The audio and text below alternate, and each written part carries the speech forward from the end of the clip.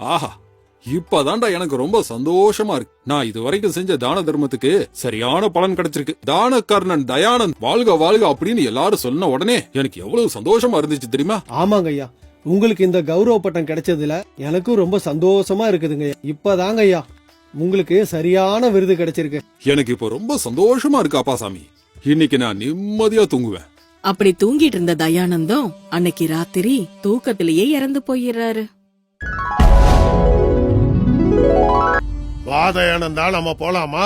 உன்னை கூட்டிட்டு வர சொல்லி எங்க யம தர்மராஜாவோட உத்தரவு. யாரு நீ? யம தர்மராஜா என்ன கூட்டிட்டு வர சொல்லி சொன்னாரா? யாரு நீ? இவ்ளோ பயங்கரமா இருக்க. நான் யமதூதன். இனியோட உன் ஆயுசு முடிஞ்சிருச்சு. இனி இந்த பூமிக்கு உனக்கு எந்த சம்பந்தமும் இல்ல. என்ன? நான் செத்து போயிட்டனா? நேத்துதான் எனக்கு கௌரவ பட்டம் கொடுத்தாங்க, அதுக்குள்ள நான் செத்து போயிட்டனா?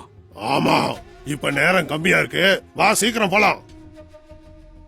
தயானந்தத்தை நேரா சித்திரகுப்தன் கிட்ட கூட்டிட்டு போறாரு.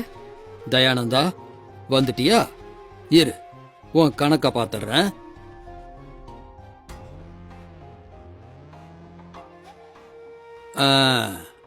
உன் பாவ புண்ணிய கணக்க பார்த்ததுக்கு அப்புறம் நீ நரகத்துக்கு போறதுன்னு முடிவாயிடுச்சு. என்ன இது அநியாயம்? நான் பண்ணது எல்லாமே புண்ணிய காரியம். அப்படி இருக்கும்போது நீங்க என்ன நரகத்துக்கு அனுப்புறதா? என்ன நீங்க சொர்க்கத்துக்கு தானே அனுப்பணும்? என்ன சொன்ன? இரு, உன்னோட புண்ணியம் எல்லாம் நீ பூமியில இருக்கும்போதே கரைஞ்சு போயிடுச்சு. இப்போ நீ செஞ்ச பாவம் மட்டும்தான் மிச்சம் இருக்கு. அதனால நீ நரகத்துக்கு போறது உறுதி. என்ன சொல்றீங்க? நான் எத்தனையோ தான தர்மங்கள் பண்ணியிருக்கேன். என்னால எத்தனையோ அனாதைங்க ஏழைகள்லாம் பயனடைஞ்சிருக்காங்க. எனக்கு வர்ற லாபத்துல 4ல் 1 பங்கை நான் தான தர்மத்துக்கு தான் செலவு செஞ்சேன். அது மட்டும் இல்ல, எங்க ஊர் அம்மனுக்காக நானே தேர் செஞ்சு கொடுத்திருக்கேன். நான் பண்ண தான தர்மத்தெல்லாம் பார்த்துட்டு எனக்கு எங்க ஊர் மக்கள் எல்லாம் தான கர்ணனுங்கிற விருது கூட கொடுத்திருக்காங்க. அப்படியா? நீ நரகத்துக்கு போறதுக்கு இன்னும் கொஞ்சம் நேரம் இருக்கு. அதுக்குள்ள நீ ஒரு தடவை உனக்கு விருது கொடுத்த உன் ஊருக்கு நீ கொஞ்சம் போயிட்டு வா. உன்னை பத்தி ஊர் மக்கள்லாம் என்ன நினைக்கிறாங்கன்னு உனக்கே தெரியும். தயானந்தம் அங்கிருந்து கிளம்பி தன்னோட ஊருக்கு வராரு. தயானந்தம் யாரு கண்ணுக்கு தெரியாம ஊர்க்காரங்க பேசுறது எல்லாத்தையும் கேட்டுட்டு இருக்காரு. ஐயோ, நேத்து தானே தயானந்தா ஐயாவுக்கு தான கர்ணன்னு விருது கொடுத்தோம். திடீர்னு இப்படி நடந்து போச்சே. நீங்க அப்படியே சும்மா கொடுத்துட்டாலும் உங்களுக்கு சேர வேண்டிய பணத்தை வாங்கிட்டு தானே தான கர்ணன்கிற விருதையே கொடுத்தீங்க. இப்படி சத்தமா பேசாத, யாராவது கேட்டா நல்லா இருக்காது. இந்த இடத்துக்கு வந்துட்டு அப்படி பேசாம வேற எப்படி பேச சொல்ற? நீ மட்டும் என்ன கொஞ்ச நெஞ்சமா தின்ன?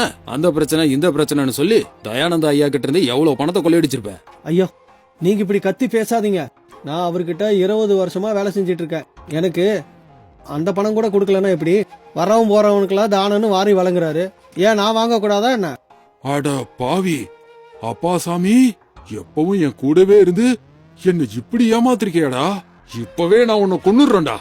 அப்பாடா, இப்ப என் பசுமாட்டு காதுல இருக்கிற அந்த பேரை எடுத்துறேன். அந்த பசுமாட்டை யாரு பார்த்தாலும் இந்த பசுமாட்டை தயானந்தாயா தானே உனக்கு தானமா கொடுத்தாரு அப்படின்னு பாக்குறவங்க எல்லாம் கேக்குறாங்க. அவங்களுக்கு நான் பதில் சொல்லியே செத்து போயிட்டேன்.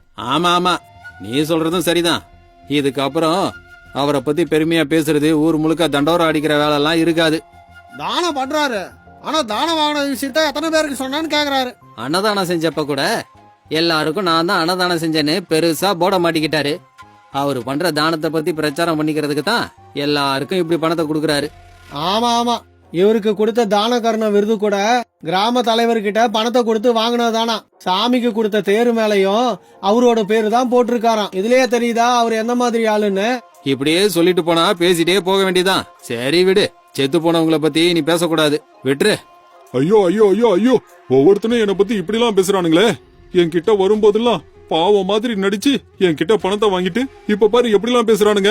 நான் உயிரோட இருக்கும்போது மட்டும் எவனாவது இப்படி பேசியிருந்தா எல்லாரையும் நான் கொன்னு இருப்பேன். சரி, பாத்துட்டல்ல உன்னோட கௌரவம் இங்க எப்படி இருக்குன்னு பாத்துட்டல்ல. சரி வா, உன் கால அவகாசம் முடிஞ்சு போச்சு. வா போலாம்.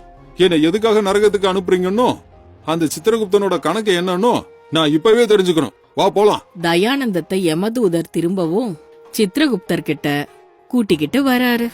என்னதான் இருந்தாலும் நீங்க பண்றதெல்லாம் அநியாயம்தான். நான் எவ்வளவோ தான தர்மம் பண்ணிருக்கேன், அதுக்கான புண்ணியம் எல்லாம் இருக்கும்ல. இது எல்லாத்துக்கும் நீங்க எனக்கு கணக்கு சொல்லியே ஆகணும். உன்னோட கணக்க நான் கண்டிப்பா காட்டுறேன். என்னோட கணக்க தப்பே சொல்ல முடியாது. நீ நிறைய தானம் பண்ணிருக்க, அதுக்கு நிறைய புண்ணியங்கள் உனக்கு வந்திருக்கணும். ஆனா உன்கிட்ட தானம் கேட்டு வர்றவங்களெல்லாம் நீ கேவலமா பாத்திருக்க. அவங்களோட கஷ்டத்துக்காக உன்கிட்ட தானம் கேட்கும் போதெல்லாம் நீ 10 முறை அலைய விட்டு அப்புறமா தானம் செஞ்சிருக்க. இதனாலேயே உனக்கு சேர வேண்டிய புண்ணியங்கள்லாம் சேராம போயிடுச்சு. உண்மையிலே தானம் வாங்குறதுக்கு யாருமே இல்லன்னா நீ யாருக்கு தானம் பண்ணுவ சொல்லு? அப்படி வர்றவங்கள நீ அவமானப்படுத்தியிருக்க. இன்னும் சொல்லணும்னா அப்படின்னா அவங்களுக்கு தானமா கொடுத்த பணத்தை எல்லாம் திரும்பி கேட்காதது என்னோட தப்புங்கிறீங்களா? நீ அவங்க கிட்ட தானமா கொடுத்த பணத்தை திரும்ப எதிர்பார்க்காம இருந்திருக்கலாம். ஆனா அதுக்கு பதிலா அவங்க கிட்ட பாராட்டையும் மரியாதையும் எதிர்பார்த்திருக்க. நீ எதிர்பார்த்த மாதிரியே அதுவும் உனக்கு கிடைச்சது. அதனாலேயே உனக்கு வர வேண்டிய புண்ணியம் எல்லாம் பாராட்டும் மரியாதையிலயுமே சரியா போயிடுச்சு. மொத்த புண்ணியத்தையும் நீ இதுக்காகவே செலவு செஞ்சுட்ட. அது சரி. ஆனா நான் ஒவ்வொரு வருஷமும் அம்மனோட திருவிழாவுக்கு அன்னதானம் செஞ்சிருக்கனே. இப்போ கொஞ்ச நாளைக்கு முன்னாடி கூட அம்மனுக்காக ஒரு புது தேர் செஞ்சு கொடுத்திருக்கேன். அதுல வந்த புண்ணியம் எல்லாம் எங்க போச்சு? எல்லா புண்ணியமும் வந்துச்சு. அந்த புண்ணியம் எல்லாம் அந்த தேர்லயே உன் பேர்லயே அங்க பூமியிலேயே இருக்கு. நீ அன்னதானம் செஞ்ச ஒவ்வொரு தடவையும் பெரிய பெரிய எழுத்துலயும் ஒளிபெருக்கிலையும் தானம் பண்றதா ஒன்ன நீயே பிரச்சாரம் பண்ணிக்கிட்ட.